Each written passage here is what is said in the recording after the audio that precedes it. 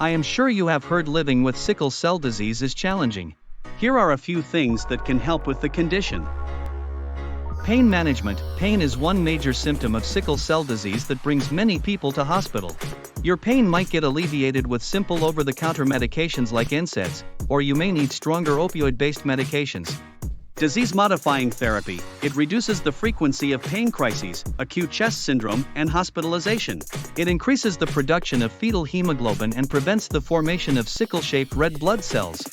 Blood transfusions. Red blood cell transfusions may be used to manage severe disease complications. They can help increase the number of normal red blood cells, improving overall health. Gene therapy. The U.S. Food and Drug Administration has approved 2 new gene therapies to treat sickle cell disease. One therapy targets gene editing and the other targets gene addition. These therapies aim to treat or cure the condition. Preventive therapy. Vaccinations against infections like pneumococcal and influenza can help prevent the infection and also life-threatening complications that might occur. I hope this was helpful. Follow eHealthy Info for more information.